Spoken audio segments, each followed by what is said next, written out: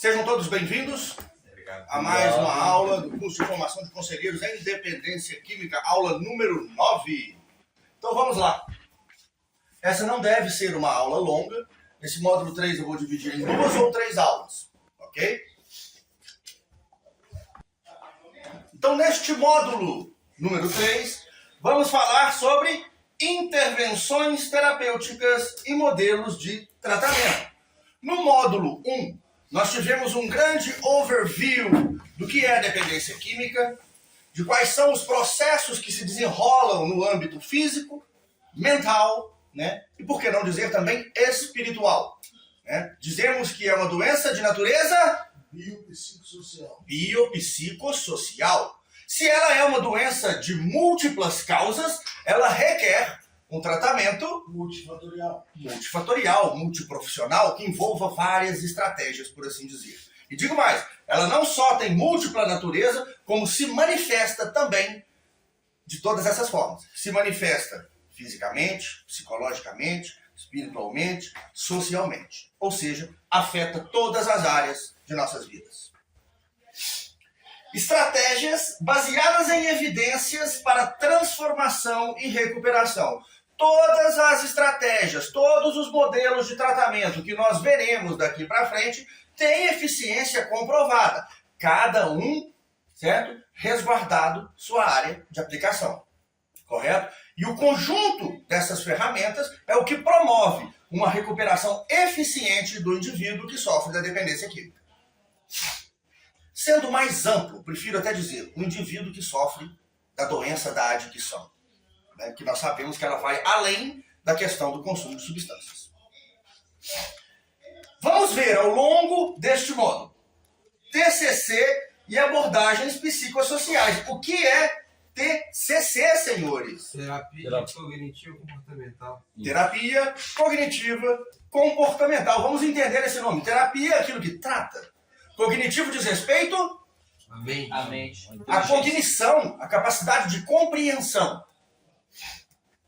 E comportamental, é óbvio, diz respeito ao comportamento. Então, uma terapia que melhora a sua capacidade de pensar e sentir e, por consequência, melhora os seus comportamentos, fazendo com que você tenha menos comportamentos disfuncionais e decisões mais acertadas na sua vida.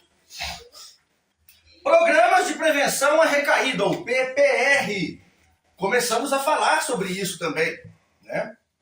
Que é uma sequência estruturada de exercícios, né? Primeiro tem uma parte introdutória, para a gente entender de onde vem, né? Quem tem a apostila de PPR, ou já leu sobre PPR na apostila básica de estudos, já tem um norte do que é que nós vamos falar. Modelo Minnesota e 12 passos. Modelo Minnesota é um modelo de tratamento baseado em disciplina, trabalho e espiritualidade, né? E na abstinência total, que é aplicado em muitas comunidades ao redor do mundo. Chama-se Minnesota, porque foi em Minnesota, né, que popularizou-se, onde teve a primeira comunidade e se expandiu esse movimento. Espiritualidade e reinserção social. Quando o Magnus esteve falando para vocês, o nosso psicólogo, numa palestra lá fora, eu não pude deixar de ouvir que ele mencionou que o tratamento ele é dividido em etapas. Né? A primeira etapa, que é focada, mas não exclusivamente, né, na desintoxicação. Uma segunda etapa, que é focada, mas também não exclusivamente, na conscientização. E uma terceira etapa, que é focada na manutenção e reinserção social. Correto? São as 3 etapas. Dentro dessa segunda etapa de tratamento, né, que é a conscientização, a gente tem uma subdivisão. Vou falar aqui, mas a gente vai entrar em detalhe depois. Pré-contemplação, contemplação e engajamento. Pré-contemplação é quando eu estou enxergando que existe um problema na minha vida, mas eu não acredito que é o meu comportamento, que é meu comportamento adictivo, né? Ou de uma maneira mais simplificada, que são as drogas que estão trazendo esses problemas. Eu só vejo o problema, mas não consigo enxergar a causa, nem suspeito dela. A contemplação é quando eu já compreendo que o meu problema, de fato, ele pode ser causado pelo meu comportamento, pelo meu consumo excessivo de drogas. Né? E o engajamento é quando eu já estou mergulhado no tratamento, né, que essa compreensão já assentou e eu já estou fazendo tudo que está ao meu alcance para me transformar, que é a única coisa que eu posso fazer. Lembrando, meu poder termina onde termino eu. O que está além de mim eu não posso mudar. Ok, dito isso, vamos adiante.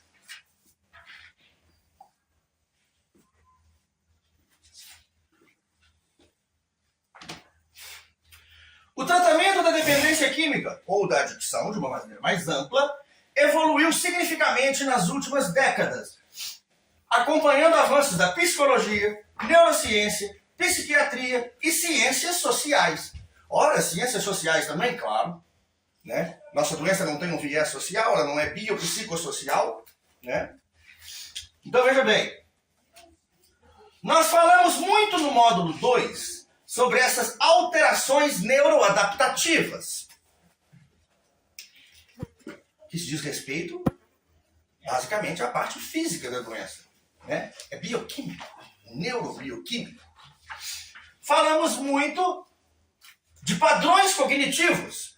Os senhores se lembram quando eu falei sobre crenças nucleares e crenças intermediárias na terapia cognitivo-comportamental? Sistemas de ideias fixos, rígidos, que eu tenho a respeito de mim mesmo e que se expandem para o mundo e as pessoas em geral, como crenças de desvalor, etc.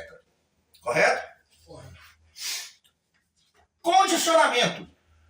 Neste curso, e acredito que também lá fora, eu falei sobre behaviorismo. Uma corrente, né, que é fortemente baseada na ideia de modificação do comportamento, de condicionamento. Lembra que eu falei dos experimentos de Pavlov, Skinner? Né? Então, vem daí. Vulnerabilidades emocionais. Muitas vezes nós temos muito conhecimento sobre nossa doença, mas fechamos os nossos olhos para as nossas fragilidades internas. Não é, querido? E de vez em quando acontecem coisas que fazem com que a gente dê aquela bambeada no caminho da recuperação. Não podemos permitir. Resiliência emocional é fundamental. Um dos grandes problemas para quem está em tratamento é depositar expectativas exageradas nos outros. E quando isso não acontece, quando não há reconhecimento, isso nos tira do trilho. Alguém se identifica com isso? Eu. Que bom. Porque quem tem que reconhecer nossa melhora? Somos nós mesmos. Nós é que estamos em primeiro lugar, em primeiro plano na recuperação. Isso não é egoísmo, isso não é egocentrismo. É sanidade. Fatores ambientais ou socioambientais. Né? Também vamos ver, dentro desse conjunto de terapias que nós vamos estudar daqui para frente, como que nós vamos preparar para enfrentar esses fatores ambientais lá fora. Eu posso controlar o ambiente? Não. Até um certo ponto eu posso evitar certos ambientes, mas eu não tenho controle sobre o mundo externo. Então eu serei sim exposto a fatores sociais e ambientais e eu terei que ter as ferramentas para lidar com isso. Tudo bem até aí? Uhum. Diante desta complexidade, nenhuma abordagem terapêutica isolada é suficiente. Por isso, os modelos contemporâneos de tratamento da dependência química incluem diferentes abordagens, cada uma com a sua base teórica, técnicas específicas e mecanismos de ação.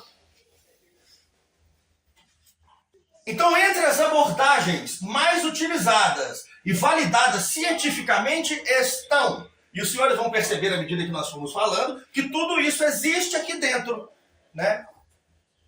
Da Apatec New Life, esse seleto grupo de indivíduos sedentos por conhecimento, né? Terapia cognitivo-comportamental, TCC, em suas 3 ondas evolutivas. Hoje nós vamos destrinchar quais são essas 3 ondas. Prevenção de recaída, PPR, baseada no modelo de Marlatt e Gordon. Essa é a parte teórica da apostila de prevenção de recaída. A prevenção de recaída, ela vem da terapia cognitivo-comportamental, porque todas as estratégias da prevenção de recaída, elas estão ali para modular, digamos assim, o seu comportamento, criando padrões de evitação, novos hábitos, rotinas. Então estamos falando basicamente de quê? Comportamento na PPR. Então ela vem aqui da terapia cognitivo-comportamental, só que aqui ela é profundamente aplicada para um objetivo específico: evitar a recaída. Modelo Minnesota, estrutura multidisciplinar. Programa de 12 passos, centrado em espiritualidade e apoio mútuo. Na segunda aula deste curso falaremos exclusivamente sobre 12 passos. Falaremos sobre os passos em si, falaremos sobre a história por trás desses passos, de onde eles vieram, como foram construídos, por que chegaram a ser 12. Sabiam que eram 6 originalmente? Foram desmembrados para facilitar que o objetivo fosse alcançado. Né? Se eu coloco um passo muito complexo e torna difícil alcançar aqueles objetivos na íntegra, eu posso ter uma sensação de que o programa não está funcionando.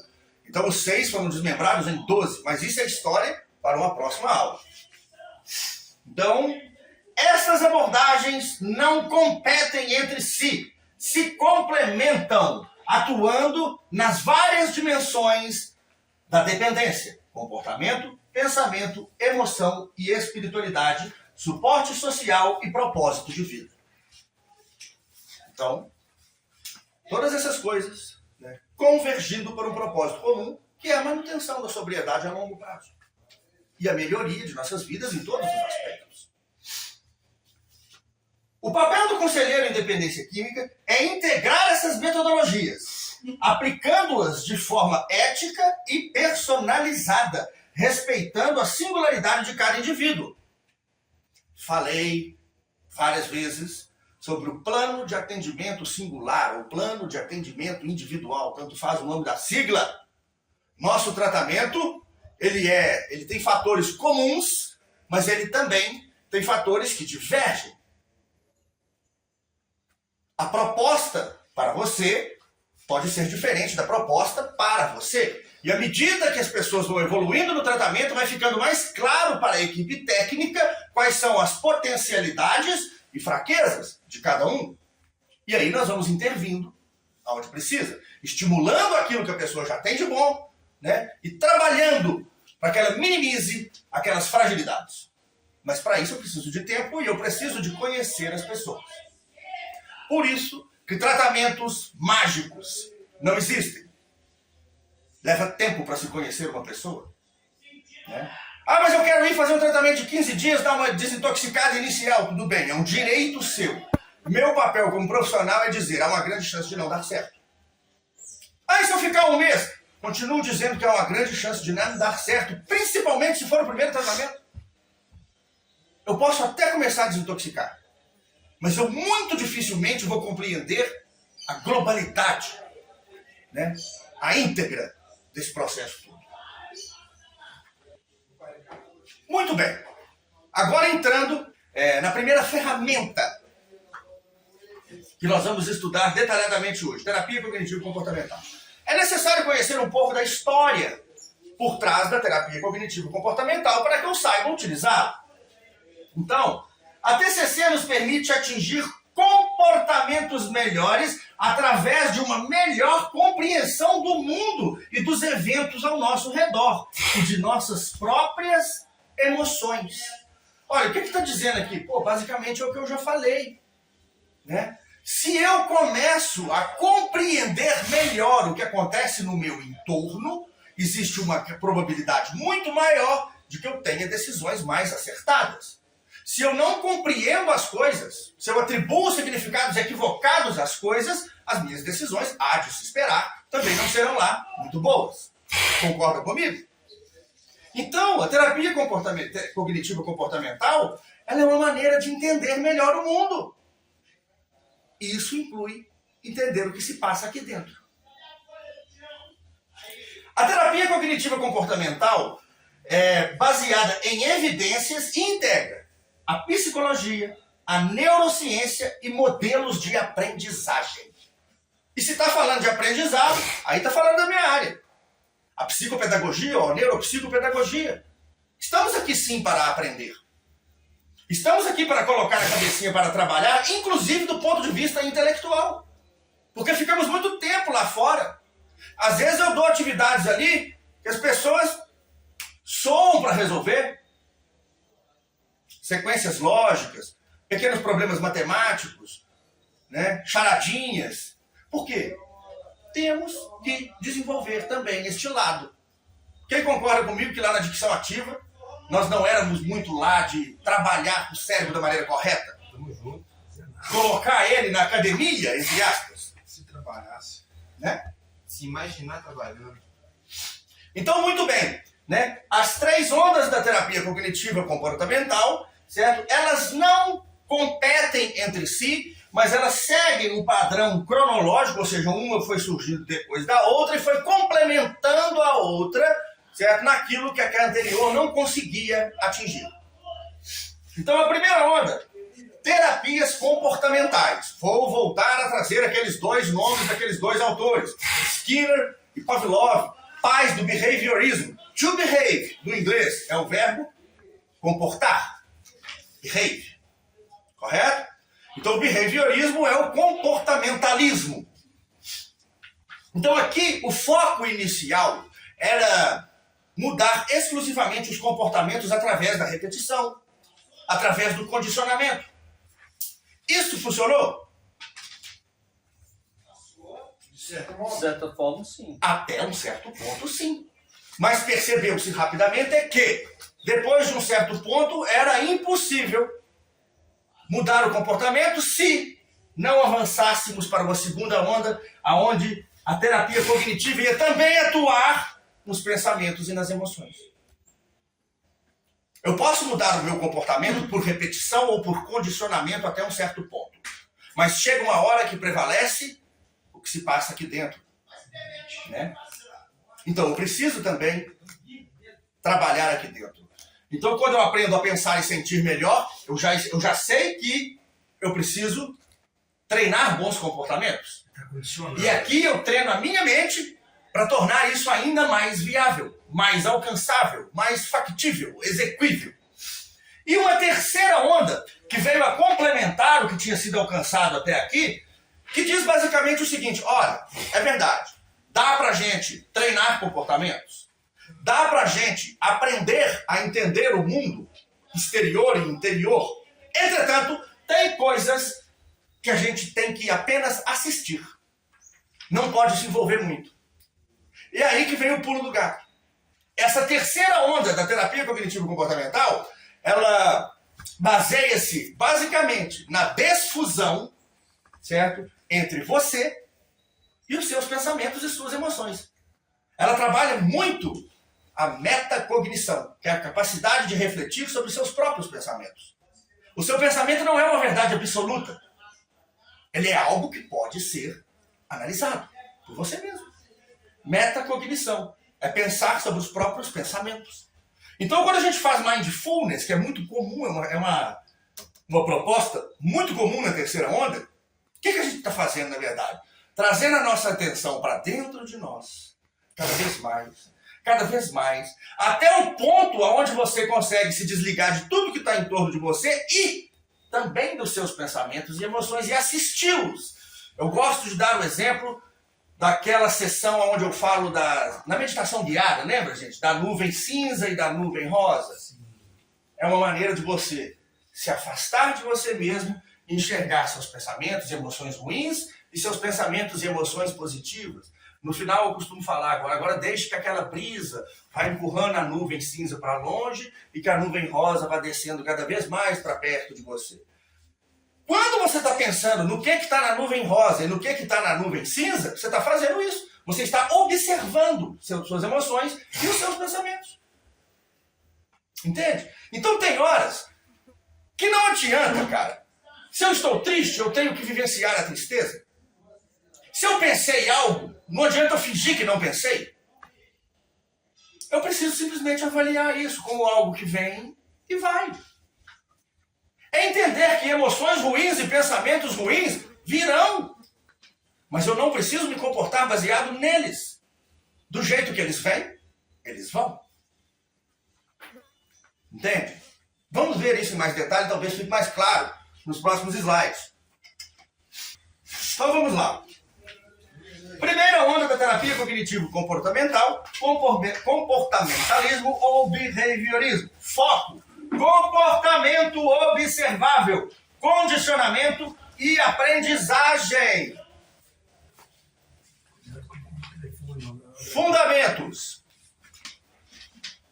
Pavlov entra com o condicionamento clássico. Skinner com o condicionamento operante. Qual é a diferença desses dois tipos de condicionamento? No condicionamento clássico, é mais ou menos da seguinte forma. Quando acontece um estímulo, eu sei que outra coisa vai acontecer. Por exemplo, se toda vez que você tocar um apito, der comida a um animal, toda vez que ele ouvir o apito, ele virá. Tipo o Stanley no quarto. Condicionamento clássico. O Stanley, o gato da comunidade, se você pegar a ração dele e soltar ela no potinho, pá, vai fazer o barulhinho dela caindo, de onde ele estiver, ele vem correndo. Condicionamento clássico. O condicionamento operante, ele difere, porque você entende, não é um evento que leva ao outro. Mas ele interpreta que uma decisão, uma atitude leva a outra. É mais de causa e consequência. Entende? Enquanto aqui é um condicionamento puro, aqui é um condicionamento operante ou operacional, de causa e consequência. Mas ainda assim é condicionamento. E brandura. Brandura é o sobrenome desse autor, ele entra com o conceito de aprendizagem social. Nossos comportamentos são moldados pelo meio, pelo ambiente, pela sociedade. Ora, os senhores estão neste momento dentro de um ambiente aonde estão aprendendo devido ao convívio social uns com os outros. Terapia de grupo. Ajuda mútua. Saber viver em comunidade. Isso não é aprendizagem social? Sim. Não reflete nos seus comportamentos? Sim. Então, essa dimensão social do condicionamento também é levada em conta quando a gente está falando da primeira onda da TCC. Professor, Vladimir, o exemplo do condicionamento operante, por exemplo. Eu vou te dar um exemplo mais direto. Você tem um ratinho dentro de uma caixa. Lá tem um botãozinho quadrado e um botãozinho redondo. Quando ele põe a pata no quadrado, ele toma um choque. Quando ele aperta o redondo, certo? Cai alguma coisa para ele, certo? Ele entende que ele não vai tocar no quadrado porque ele dá choque. É desagradável, né? Quando ele toca no outro, a consequência daquilo é positiva. Ou seja, ele tem escolhas ali e ele escolhe aquilo que é positivo. que é positivo. Aqui, no primeiro, o apito não dependia de uma ação do cachorro. Ele era tocado por você. Entendi. No segundo, tocar um ou outro botão depende da escolha do animal. Certo? Então ele entende que um traz dor, o outro traz recompensa, e ele escolhe a recompensa. Esse é condicionamento operante baseado em causa e efeito. O primeiro não. O estímulo inicial independe do animal. Essa é a diferença principal. Da mesma maneira que a gente aprende automaticamente a ter comportamentos errados, podemos aprender também automaticamente a ter comportamentos corretos. Por exemplo, levante e arrume sua cama todo dia. É condicionamento? Sim. É. Mas Aqui todo mundo vai te encher o saco pra você arrumar a cama. Quando você chegar na sua casa, talvez você nem se lembre que te chamaram a atenção aqui, mas você vai arrumar a cama. É condicionamento. Aprendizagem social, Isso. por exemplo, você não gosta de colocar as coisas na sua, você já avisou. Lá no seu armário, coloca alguma coisa em cima das suas coisas. Pra mim, eu aprendi que se eu fizer isso, eu vou te aborrecer. Entendi. Então é o bando. Aprendizagem social. Aprendizagem social. Seguindo adiante. Modelagem de comportamento. O objetivo é modelar, de fato, um comportamento. Controle de estímulos. Evitar bares, amigos de uso. Isso não é modelar o comportamento? Né? Treino de habilidades sociais. Dizer não. Quantas pessoas têm dificuldade com essa palavrinha? Não é só dizer não para quem te oferece droga, não, gente. É dizer não para qualquer coisa que vá ser um abuso de você mesmo. Se você não quer fazer, não faça só porque o outro pediu. Vamos fazer isso? Não, eu não quero. Agradeço o convite. Independente do que seja. Muitas vezes, com medo de desagradar os outros, nós desagradamos a nós mesmos. E aonde fica aquilo que eu falei, que na recuperação eu venho em primeiro plano. Eu em primeiro lugar. Certo? Eu não tenho que agradar pai, mãe, esposa, amigos, companheiros de trabalho, ninguém. Não quer dizer que eu tenho que ser uma pessoa desagradável, não. Simplesmente eu não vou fazer nada pela aprovação do outro, buscando a aprovação do outro. Vou fazer porque é importante para mim ou porque eu quero. Ponto. Entendem? Isso é muito difícil, principalmente dentro da família. Muitas pessoas, vão ao extremo, muitas pessoas estudam, né, para ter uma profissão que o pai ou a mãe sempre sonhou e não é aquilo que a pessoa quer. Entendem que agressão isso é conosco? Então temos que aprender a dizer não, se quisermos viver bem. Né? Quem é que já me viu falando não? Eu dou muita explicação? Não. Não. Acabou. Pronto. Reforço de comportamentos saudáveis. Gente, em time que está ganhando, se mexe para ficar melhor ainda. Em time que está ganhando, se mexe, por que não? Né? Então vou reforçar aquilo ali que está dando certo. Né? Vou treinar ainda mais para que dê mais certo ainda. Exato. Né? Não tem essa história de time que está ganhando, não se mexe. Mexe, cara. A única coisa que não muda é a mudança. É mais ou menos isso. A única coisa que prevalece é a mudança, alguma coisa. The only thing that stands is the change. É mais ou menos isso a tradução. Não aborda pensamentos, emoções ou crenças. Isso já ficou claro, não ficou? E então, temos a segunda onda da terapia cognitivo-comportamental, também chamada de revolução cognitiva. Os fundamentos são de Aaron Beck, que veio com o modelo cognitivo, que trouxe a questão das crenças irracionais. Coisas que a gente fala muito. Por exemplo, o cara que acha que eu não sou capaz, eu não dou conta, eu sou incapaz. Baseado em quê? Você já refletiu sobre esse pensamento? Você tomou ele como verdade, né? Mas não refletiu sobre ele. Crenças irracionais são isso. Ideias fixas, imutáveis, que você assume sem saber por quê. E vive uma vida baseada naquela mentira. Né? Então temos Aaron Beck, modelo cognitivo, identificação de pensamentos automáticos, já falei muito sobre eles, reestruturação cognitiva, reaprender como compreender, né? E modificação de crenças centrais, aquelas que dizem respeito a mim mesmo. Crença central ou nuclear é a mesma coisa. Núcleo, que está dentro de mim, do núcleo. Né?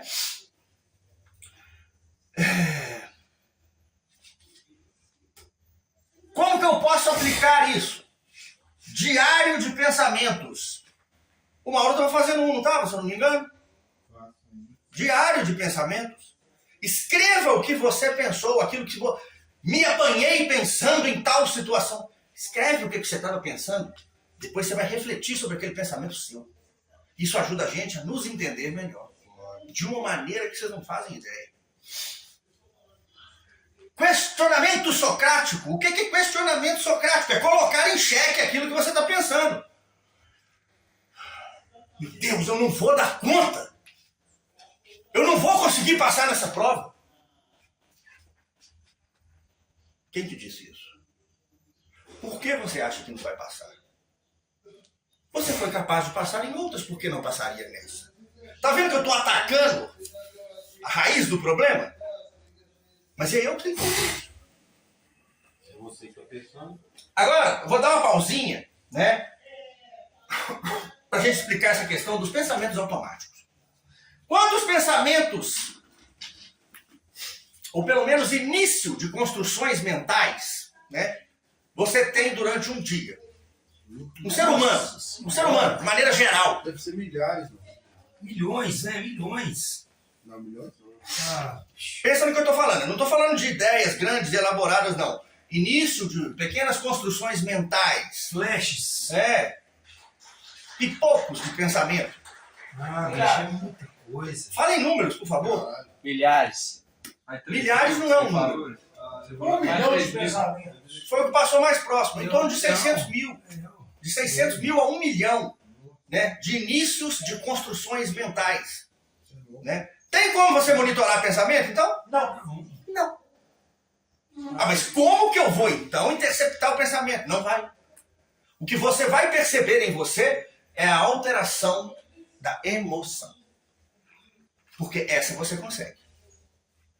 Então, toda vez que você mudar de estado emocional muito rápido e conseguir detectar isso, porque isso nós conseguimos com o treino. Se algo te chateia, você sabe na hora. Se algo te deixa mais eufórico, mais alegre, você também sabe na hora. Aí você para nesse momento, peraí, deixa eu fazer uma retrospectiva do que eu estava pensando nesses últimos instantes. Pode ser que você consiga capturar aquele pensamento que te incomodou, né? E aí refletir sobre ele. Porque monitorar diretamente o pensamento é impossível. Mas monitorar suas emoções é possível. E a partir daí fazer uma retrospectiva para tentar identificar o que você pensou é algo que dá para fazer. Isso é muito importante. Pensamentos automáticos. Eu queria falar também de uma classe de pensamentos automáticos chamada pensamentos intrusivos, né? Isso encaixaria muito bem na continuidade daquela aula sobre tipos de pensamentos, segundo Augusto Cury, que nós tivemos outro dia lá fora. Né? Lembra que falamos do pensamento real, do virtual objetivo, do virtual subjetivo? Né? Aquilo ali dá pano para manga, dá para uma aula muito bacana. Mas o pensamento intrusivo é o seguinte: quem é o gerente dos seus pensamentos? Córtex pré-frontal. O córtex pré-frontal. Certo? Entretanto, tem, digamos assim, os seus pensamentos conscientes, eles são o que fica para fora de um iceberg. Aqueles que você não está consciente deles, estão ali escondidinhos, mas eles estão ali. Digamos que exista uma camada protetora que separa o subconsciente. Essa camada, gente, ela é uma coisa ilusória, só para a gente entender melhor. Uma membrana de proteção que protege o consciente do que está subconsciente. De vez em quando tem um furinho na membrana, alguma coisa, pula para cima. Aquele pensamento muito louco. Entendeu? Eba! Entrei! Entrou! Perceba bem, tem uma grande cadeia de processamento se desenrolando aqui, no gerente da sua mente. Aí entra uma ideia intrusa. Encaixou aqui, ó, na cadeia de ideias. Imagina se a partir disso que está se formando ali, for tomada uma decisão. Aí eu vou dizer, é uma decisão alienígena. Porque ela não pertence a você. Se o seu eu de verdade é o seu eu consciente, e um pensamento intrusivo entrou ali e engatou na cadeia de processamento de ideias, o comportamento que aquilo vai produzir pode não refletir a realidade. Pode não ser o que você quer, porque o pensamento não é seu. O subconsciente é uma bagunça, ele não é estruturado. Né? Eu não estou dizendo que o que está ali não é válido, é. Mas não é organizado. Né?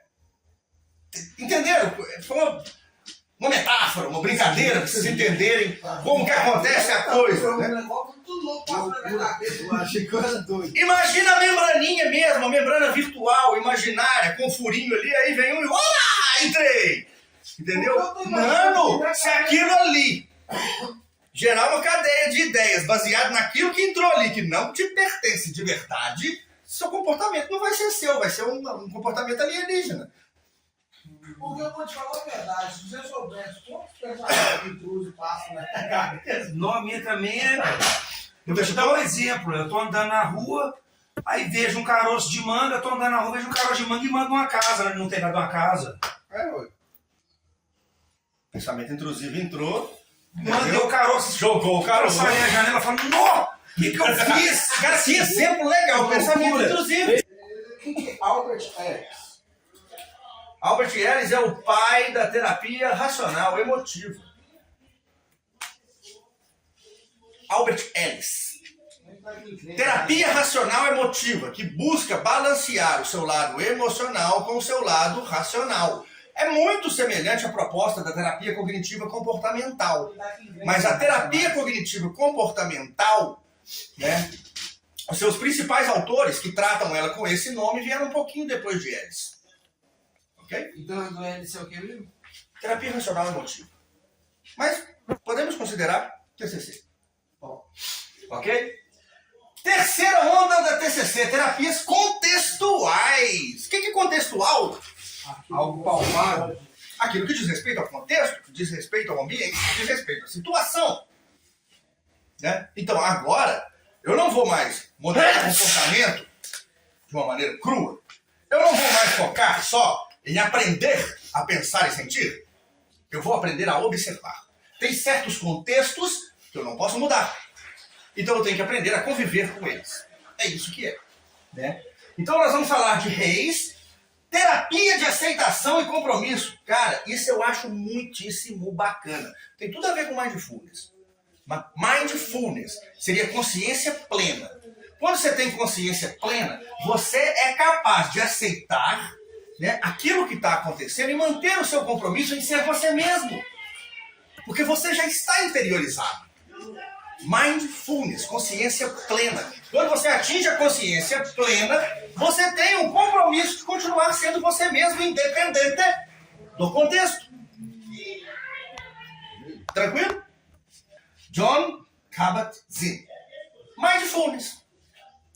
Ah, mas tem outros nomes. É verdade, tem muitas pessoas que têm propostas, né, no Mindfulness, ou seja, consciência plena.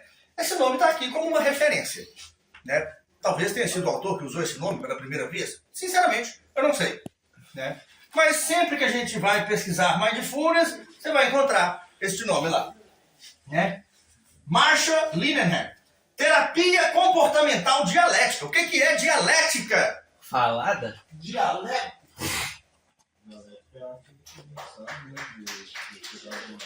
A arte de conversar, de argumentar. Juliano? Dialética. Dialética é o diálogo, né? Você dialoga, você ouve e é ouvido. Sim. Tem a ver duas pessoas com argumentação, tem a ver com equilíbrio de opostos, Sim. né? Então, assim, E o argumento central é é argumento. Isso. Mas Né? pra ter, Argumentação. pra ter dialética. Tese, antítese, síntese. Isso. Né? Pra ter Ou seja, dialética, geralmente também. dialética. Veja bem, eu não falei de equilíbrio de opostos. Sim. Tese, antítese, que é aquilo que é contrário à tese, e a síntese, que é o resultado do conflito de Então, opostos. isso eu ia falar, geraria um consenso ou uma discórdia, mais uma discórdia que, para um outro momento. Discórdia não é uma palavra ruim, significa ausência de consenso. Exatamente. E no momento inicial, todo conflito tem ausência de consenso. Isso. Até que os argumentos sejam colocados, balanceados e dali saia uma decisão comum, que é a síntese. As negociações diplomáticas muitas vezes são assim. Exato. Né? Né? No Exato. primeiro reunião não dá certo. O julgamento é assim, né? Você tem o defensor, você Isso. tem o acusador, né? Enfim, argumentos ficam um rebatendo o outro, até que dali sai um denominador comum, que é o resultado do julgamento, a sentença. Exatamente. Sentença até parece com síntese, né? Curioso. Mas vamos lá. Aceitação e mindfulness. Fusão e desfusão cognitiva. Valorização da ação consciente com valores. Vamos explicar cada um. Aceitação não tem muito o que explicar. Tem coisas, tem contextos que independem de mim, só cabe a mim aceitar que ele está ali. Ponto. Mindfulness, consciência plena, certo? Que vai de encontro ao compromisso de continuar sendo você mesmo, independente do contexto. Fusão e desfusão cognitiva. Eu gosto demais desse termo. Fusão cognitiva é quando você assume o pensamento como verdade absoluta. Desfusão cognitiva, quando eu consigo afastar o pensamento de mim, olhar para ele, questioná-lo socraticamente e a partir daí validá-lo ou não. Eu me separei dos meus pensamentos, consegui observá-lo à distância. É por isso que a consciência plena é necessária. Nós não somos os nossos pensamentos. Não somos. Nós somos mais. Eu posso afastar o pensamento de mim e observá-lo, criticá-lo e daí validá-lo ou não. Isso é desfusão cognitiva, separação cognitiva. Nós não somos os nossos pensamentos. Tem cada coisa insana que eu penso. Se eu fosse o que eu penso, Deus me livre. Né? É claro, existem limites, né? Isso aí é uma brincadeirinha com fundo de verdade verdadeira. Exemplos de aplicação. Prática de atenção plena. É o exemplo da meditação guiada que eu falei com os senhores, das nuvenzinhas cinza, da nuvenzinha rosa.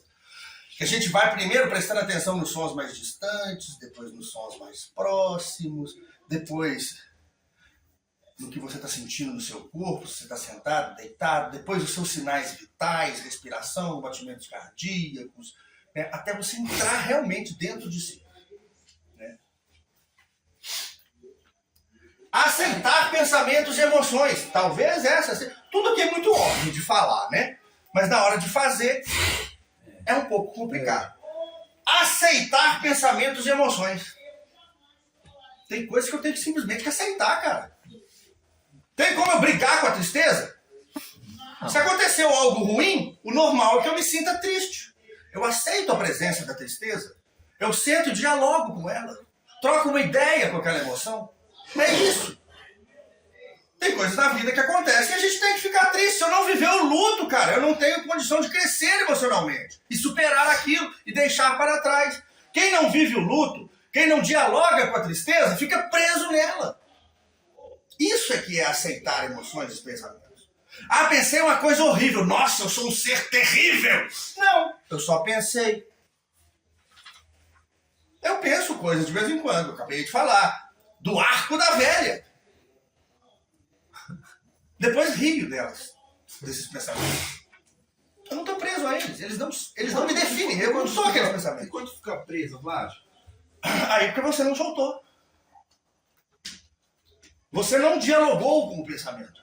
Você não fez o questionamento socrático dele. Você se apegou a ele. Até Refém a dele, né? Imagina, assim, Refém, o que eu falei com o Vlad um dia atrás, que é um refém. depois. Do que o contexto tem sobre você. Isso. A ênfase está em flexibilidade e aceitação. Gente, nós temos que ser resistentes.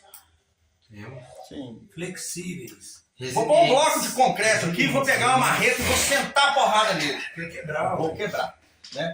Por outro lado, se algo for flexível, ele se dobra e depois volta. Resiliência. Né? Eu prefiro ser resiliente do que resistente, porque resistência tem limite. Não existe nenhum material com resistência infinita.